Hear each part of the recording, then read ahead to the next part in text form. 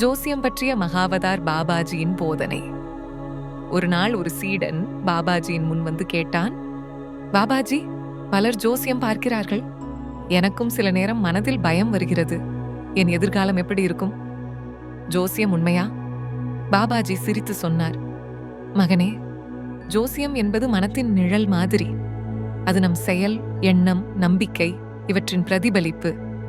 அது வாழ்க்கையை தீர்மானிப்பதில்லை, நீயே உன் வாழ்க்கையை தீர்மானிப்பவன். அவர் தொடர்ந்தார், மனிதன் பிறந்த கணமே அவனது கர்மத்தின் பாதை எழுதப்பட்டிருக்கும். ஆனா அவன் தியானம், நன்மை, அன்பு மூலம் அதை மாற்றக்கூடியவன். ஜோசியம் சொல்லும் ஒரு பாதை மட்டுமே, ஆனா உன் சிந்தனை சொல்லும் பாதை வேறுபடும். சீடன் கேட்டான், அப்போ பாபாஜி, ஜோசியம் நம்பக்கூடாதா? பாபாஜி அமைதியாக கூறினார், நம்பாதே என்பதில்லை, ஆனால் அதில் அடிமையாகி விடாதே. அது ஒரு திசை காட்டும் கருவி மாதிரி. ஆனா ஓட்டம் உன் கையில் தான் இருக்கிறது. நீ அன்பாகவும் தியானமாகவும் நடந்தால் எந்த ஜோசியமும் உன்னை கட்டுப்படுத்த முடியாது. அவர் மேலும் கூறினார், ஜோசியம் மனதை கட்டி வைக்கும் போது தியானம் அதை விடுவிக்கும். உண்மையான நம்பிக்கை உன் உள்ளத்தில் இருக்கும்.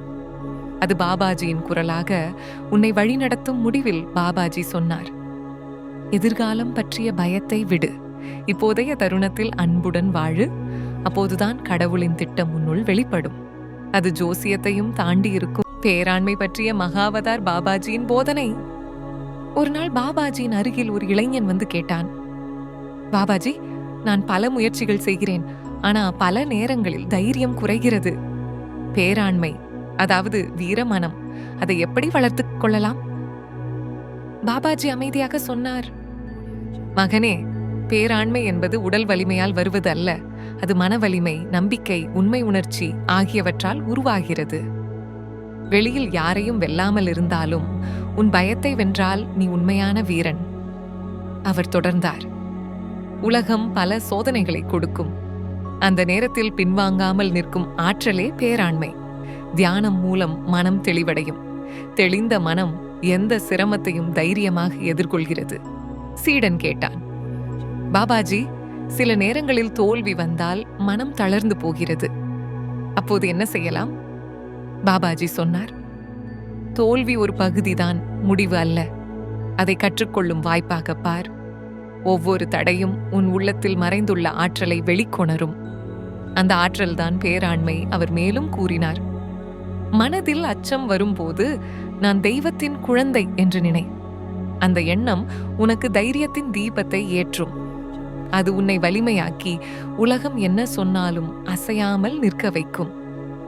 முடிவில் பாபாஜி சொன்னார், பேராண்மை கொண்ட மனிதன் பிறரை வெல்ல முயல்வதில்லை, தன் அச்சத்தையும் சந்தேகத்தையும் வெல்கிறான்.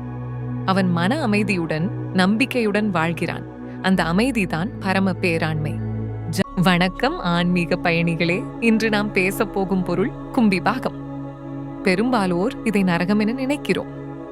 அதாவது பாவம் செய்தவனை கொதிக்கும் பானையில் போட்டுவிடும் அந்த இடம் என்று. ஆனால் மகாவதார் பாபாஜி அதற்கும் அப்பாற்பட்ட உண்மையை சொல்கிறார். பாபாஜியின் உண்மை விளக்கம். கும்பி பாகம் வெளியில் இல்லை, அது உன் மனத்தில்தான் பிறக்கிறது. மனிதன் தன் செய்கைகளால் தன் மனதையே கொதிக்க வைக்கிறான். பொய்யாக பேசுகிறான், பிறரை வதைக்கிறான், பொருளாசையில் மூழ்குகிறான். அவன் மனமே நரகமாக மாறுகிறது. பாபாஜி சொல்வது, நீ மனதிலே ஒரு தீய எண்ணம் கூட வைத்தால் அது கும்பி பாகத்தின் நெருப்பு. மனத்தில் பழி வாங்கும் எண்ணம், பொறாமை, வெறுப்பு இவைகள்தான் நரகத்தின் சூடு. தியானம் செய்யாதவன், மனதை சுத்தம் செய்யாதவன் தன்னுள் அந்த கொதியை உருவாக்கிக் கொள்கிறான். பாபாஜி சொன்னார், உன் மனமே உன் உலகம். நீ அன்பை விதைத்தால் பரமபதம் மலரும். நீ தீய எண்ணம் விதைத்தால் நரகம் உருவாகும்.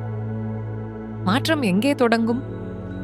ஒருவர் தன்னை மன்னிக்க கற்றுக்கொண்டால், அவனை பிழைத்தவர்களை மன்னிக்க கற்றுக்கொண்டால் அந்த நரக நெருப்பு அணையத் தொடங்கும். அப்பொழுது மனம் குளிரும், சாந்தி பிறக்கும். பாபாஜி சொல்கிறார், மன்னிப்பே விடுதலைக்கு வழி. மனக்கும்பி பாகத்திலிருந்து விடுதலை அந்த நெருப்பிலிருந்து வெளியே வர தியானம், நல்ல கர்மம், மௌனம், அன்பு, இந்த 4ம் தான் நரகத்திலிருந்து விடுதலைக்கான கதவுகள். பாபாஜி கூறும் ஒரே மருந்து அன்பு செய், அன்பாயிரு, அன்பை பரப்பு. இன்றைய உலகில் நரகமெங்கும் இல்லை, அது ஒரு மனநிலை மட்டுமே. அதை குளிர வைக்கும் தியானம்தான் பரமத்வாரம். பாபாஜி சொன்னார், உன் உள்ளத்திலிருந்து தீய எண்ணம் நீங்கும் போது உன் உலகமே பரமபதமாக மாறிவிடும். அன்பும் தியானமும் நிறைந்த ஒரு நாளாகட்டும். ஜெய் ஓம் கிரியா பாபாஜி நம. பாபாஜி விளக்குகிறார், மனிதன் வெளி உலகத்தை மாற்ற முயற்சிக்கிறான். ஆனால் உண்மையில் அவன் மாற்ற வேண்டியது அவன் சிந்தனைதான். ஒவ்வொரு எண்ணமும் ஒரு ஆற்றல் அலை. நல்ல எண்ணங்கள் நன்மையை ஈர்க்கும், தீய எண்ணங்கள் துன்பத்தை உருவாக்கும்.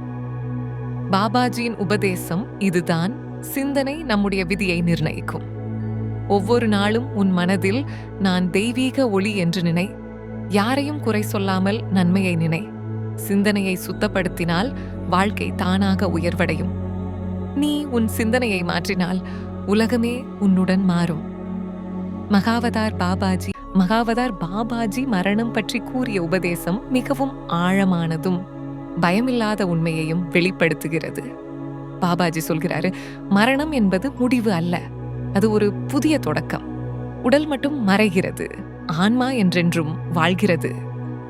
அவர் விளக்குகிறார், மனிதன் மரணத்தை பயப்படுகிறான், ஏனெனில் அவன் தன்னை உடலாக நினைக்கிறான். ஆனால் உண்மையில் நீ உடல் அல்ல, நீ அழியாத ஆவி. உடல் என்பது ஒரு ஆடை மாதிரி.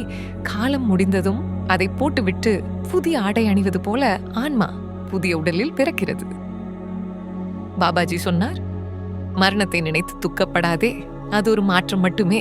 நீ வாழ்க்கையைப் போலவே மரணத்தையும் தெய்வீகமாக ஏற்று வாழ்ந்தால் நீ என்றும் விடுதலையை அடைவாய். அவர் கூறும் முக்கிய கருத்துக்கள்: மரணம் இயற்கையின் ஒரு சட்டம், அதில் பயமில்லை. ஆன்மா அழிவதில்லை, அது இடம் மாறுகிறது. மரணத்தை நினைக்கும் போது தெய்வத்தை நினை, அதுவே அமைதியின் வழி.